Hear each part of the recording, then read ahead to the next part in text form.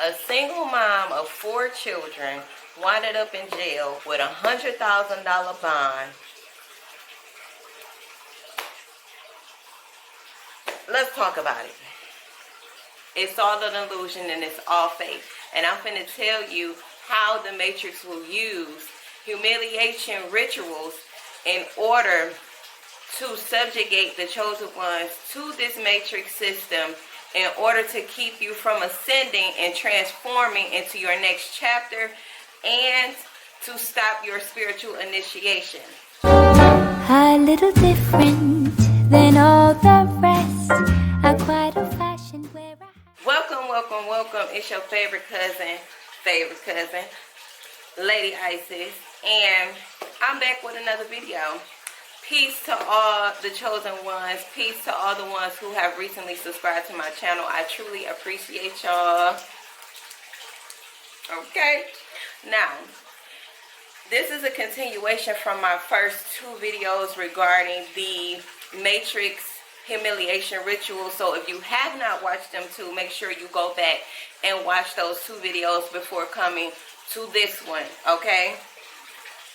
I left off basically talking about how the people at the jail took my blood and how humiliated I felt throughout the whole process of the whole jail experience, and the numbers, the significance of the numbers. And then I also want to correlate this with how the Matrix will put obstacles and situations in the chosen one's lives in order to hinder them or cause delays. Okay, so I am at the point in my jail experience where I'm still trying to wrap my head around the situation that just took place and how I felt like and still feel that I was wrongfully accused in a situation. I felt like I was being wrongfully charged, and the psychological trauma that this individual caused me was not seeming to be in consideration to why I reacted and defended myself in the way that I defended myself that landed me in jail.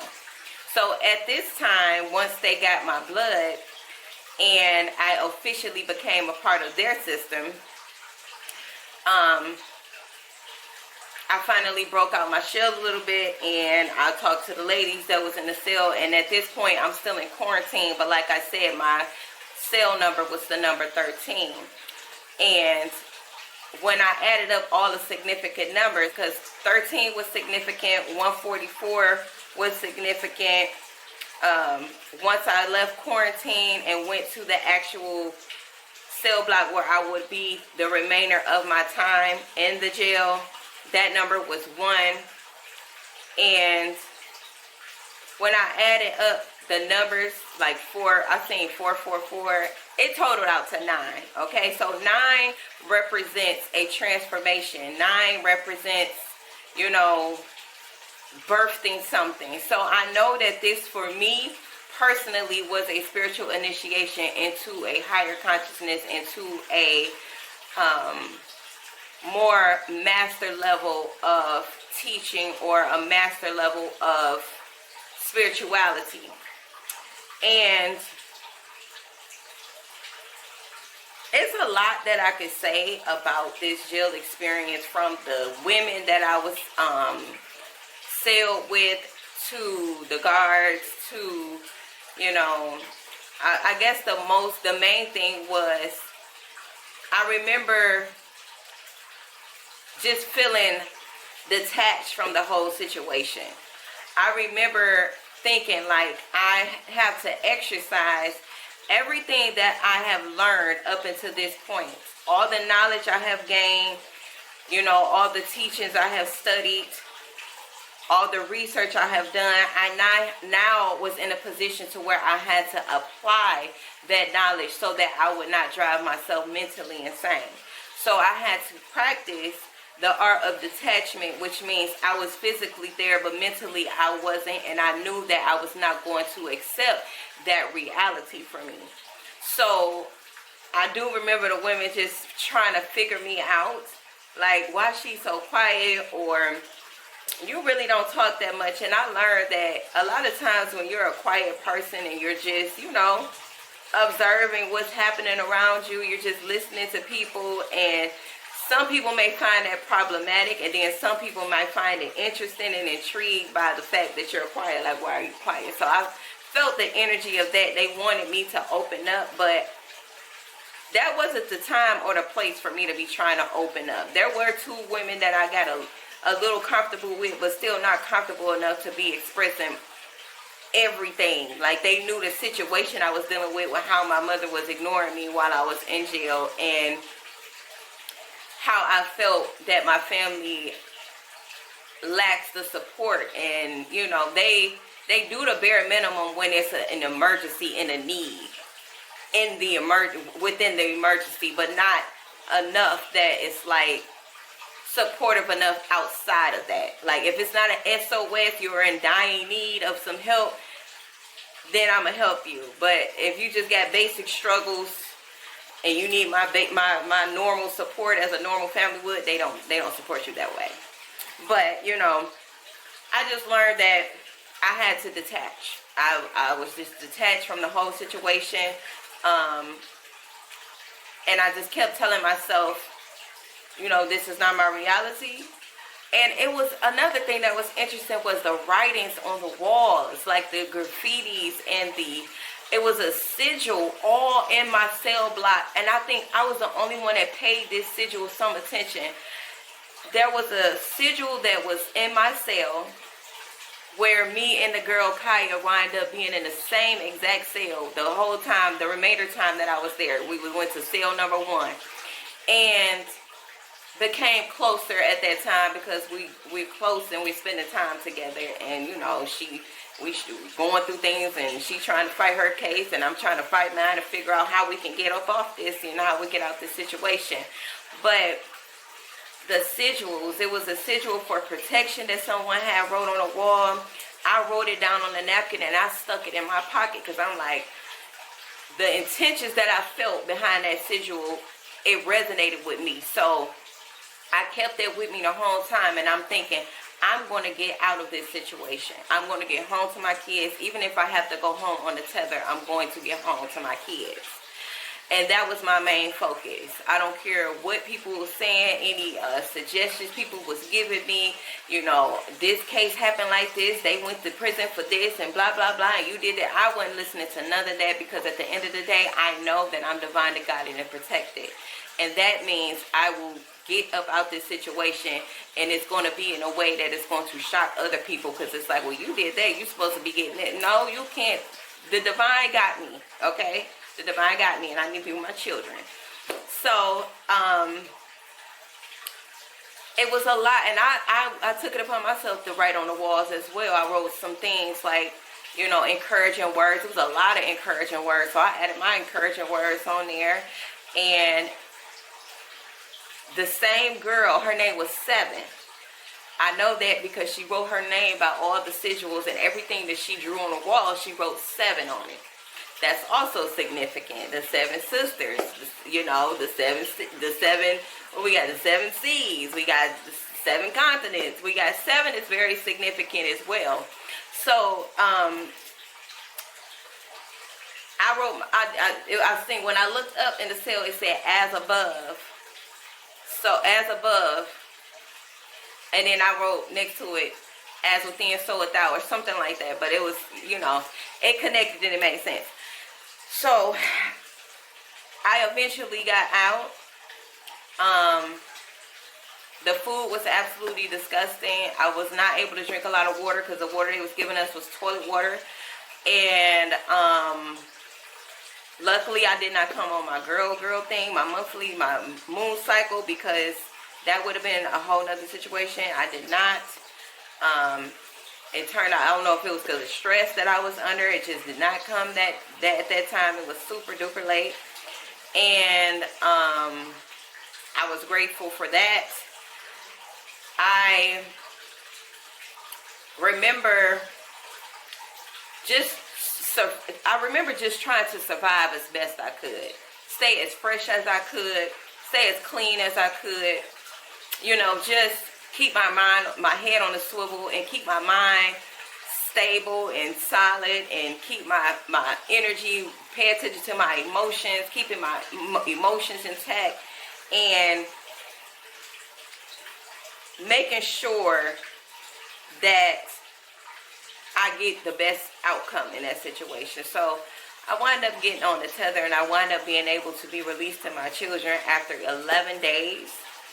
11 horrible days, but it was also days where I like to see the bright side in things, no matter what the situation is, no matter how bad it is. I was able to think a lot. I was able to reflect a lot. I was able to really just hone in on what my plans are and go from there. So I say all of this to say, because I wrote some things down. Now, humiliation. The whole situation was humiliating, okay? From how the energy of the guards that was there, they definitely treat you like you're nothing, like they're better than you.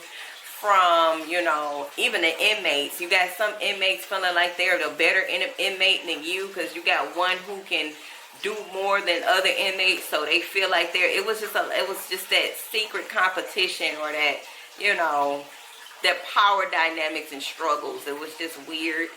I'm not into that. I'm just a person that's into bettering myself. So that was, you know, that's for kids, right?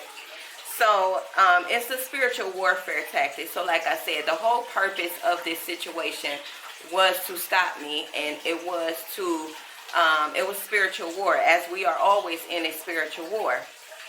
It was to cause me mental distress, and ultimately leading to being bound to this 3D reality, to this false matrix, which is created for everybody who doesn't have awareness in a sense. Okay? So I couldn't find much content regarding this level of spiritual attack, so I decided to put my situation and experience out there in hopes to connect with other people who may have experienced something similar, by telling my story. Just for the record, I have never had a record, okay? I might not agree with this false matrix, soul stealing, energy siphon matrix system, but I was one of their law-abiding citizens, quote unquote. The humiliation, attack, and attacks will be so strategic, and the intent is for you to lose everything, okay? Lose your finances, lose your family, lose everything you love and value and work hard for, and ultimately your life, okay? Because they want to cause you mental distress in order to cause you to mentally disconnect, okay? To the point of having nothing, so you will submit to their oppressive authority ran on fear. So they will attack you to cause your emotions to spiral downward, okay? To lower vibrations, emotions, where they will have full access to ambush you. Because as long as you're vibrating high, they can't attack you. Your frequency will automatically repel whatever attacks they send to you, or whatever tactics they take to attack you. As long as you're still dealing with people who are passive aggressive, holding ill intent, they're envious or jealous of you, around you, them same people will be used as agents to execute the plans and the spiritual war of the matrix, okay? Because they know how to trigger you. The matrix will use, and everything is coded, you know. Think of the matrix as numbers, right? That's why we have synchronicities. The whole universe is built on numbers. You are built on numbers. Sacred geometry is built on numbers. everything is built on a number. So they know exactly what program and what way to trigger you in order to get you to downward spiral. Okay, definitely. I'll probably post it here, an emotional scale. Okay, because they use your emotions in order to control you. That's where your power comes in at. There will be more than one person being used as an agent for the humiliation operation. Okay, there will be several people being used while the malevolent forces are operating through them. Several attacks happening at once to overwhelm your mind, to weaken your willpower, and to get you to submit. It's very important that you learn and practice the art of detachment. That is key when you are just period. Practicing the art of detachment means that you are not identifying with anything that you can physically see with your two eyes. You are detached from everything. That means you are okay with it and you are okay without it. Okay?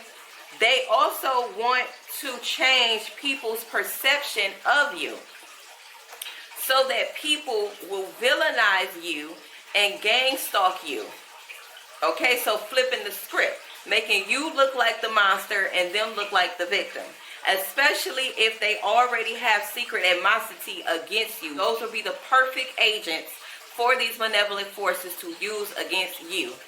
Even though you are the victim in these psychological attacks, and you're more than likely defending yourself, this is exactly what an oppressor will do. They will abuse you and criticize and demonize you for reacting and retaliating to psychological attacks, which I'm going to call reactive retaliation. Okay? That's when you are responding to the psychological attack, because everything happens spiritually first. And if we know that, that means psychologically, every attack that physically manifests here, it was happening psychologically first. That means somebody had ill intent around you that was used to execute the plans of the malevolent forces. Okay? I want to make that very, very, very clear because it's very important. Okay? And do understand that spiritual intellect through experience refers to wisdom, understanding, and insight gained merely from studying, not merely from studying spirituality, concepts, psychological research, or philosophy, but deeply living through and embodying those experiences. That is where your divine wisdom comes from, these experiences. So on the bright side of humiliation, okay, is spiritual initiation, which means you're gaining some insight, you're gaining some knowledge, you're gaining some wisdom through your experience, which ultimately it's like you have to be humble to receive this wisdom, this divine wisdom. Okay, and that is the duality to the humiliation. This is how I look at it. Yes, you got these people coming against you. They're being used by outside forces because they haven't faced their shadows. So they're the perfect type of agent for these malevolent forces to use. But on the flip side, it places you in positions to where you have to remain humble and you have to go within and you have to constantly learn to detach from the situations in order to see the wisdom in that experience, right? So I feel like learning to see things from a higher perspective, learning to see what you can get from it that will help shape you into becoming a better version of yourself. And knowing that everything is always working for you and not against you, you will know that you will come out of that situation the best way possible. Okay? You don't go through these transformational process without receiving a form of abundance, because as a divine being, you are abundant. And the opposite of humiliation is elevation. Okay? It is dignity, it's honor, it's praise, it's respect. So this is how you keep your dignity. This is how you keep your dignity intact. This is how you keep your regard intact. This is how the spirits recognize if you are truly a warrior and if you deserve to elevate and evolve even more. If you still have any inkling of ego within your heart, any form of fear within your heart, this is the type of situations where you feel like you can't get out of, or you don't know why it's happening to you, you don't know what you're going to do. Those are the situations that spark that warrior fire within you, and you get on beast mode and you realize that they can't fuck with you, and I'm going to get through this regardless, and no matter what they say. Your mind power, your willpower is now being exercised. So on the bright side, it's still working for you, right? Okay, it's still working for you. So one more thing before I close this out. This video turned out to be a little longer than what I expected, but that's okay, because I also want to make this very clear. 7:17 on the timer. When I refer to bounty hunter, think of a bounty hunter in real life. What do? Bounty hunters are private investigators who are paid to capture criminals and fugitives for reward, okay? So the people that are around you, that are them ops that are around you, they are used as private investigators in order to fulfill the mission to take you out, okay? So they are like the hitman and the assassins. Think of the movie Transporter, I believe, where he was like a hitman. Think of that, okay? And they want to be an incognito. They don't want you to know that that's what they're doing, okay? Think of it as a game of who can cap the most people's consciousness, okay? And when I say cap the most people's consciousness, who can get the most people to stop achieving or stop having the desire to ascend, right? So that's to receive more power and money and fame on their end. So these agents, these people, they under the impression that they are going to receive some type of reward for taking you out, for capping your consciousness, for stopping you from ascending, when they have no power and control over that. It's all an illusion and a lie. They're being deceived, okay? Seeing who can collect the most souls, because ultimately it's about the soul collecting. It's about the energy siphoning, and it is about being able to manipulate people out of their power, okay? Or you can even think of the movie Mr. and Mrs. Smith, okay? Secret agents hunting down the people with expanded consciousness and authentic auras, okay? Malevolent bounty hunters complete the task or mission. They believe that they will be rewarded, okay? But if they fail, there are also consequences as well, because a lot of us were supposed to be taken out ultimately, but they failed at that. There are still consequences at that for not taking you out. And look at their life. I can guarantee you that their life has been going like a downward spiral, just like what they wanted for you, because them intentions. It's them intentions. And that the same malevolent forces that jumped on them is going to be the ones that turn against them. Okay. So if you're ready to take your power back, stand in your truth, learn to create boundaries, learn how to recognize when you are being attacked, and take a transformative, comprehensive, real-time approach to healing and standing in your authenticity, do purchase my ebook, which I will link in the description below, okay? I have it on sale right now, and I'm also offering a free consultation for everybody who purchased my ebook in order to learn how to heal and what approach may be best for you. And if you need my services as a holistic guide or coach, resonated with this message, make sure you leave a comment and let me know what type of experience you're dealing with, what ways you've dealt, how you got over this situation, if you have dealt with the humiliation ritual or whatever the case may be. Leave it down in the comments. Make sure you like, comment, subscribe, and I'll see y'all next time, okay? I love y'all.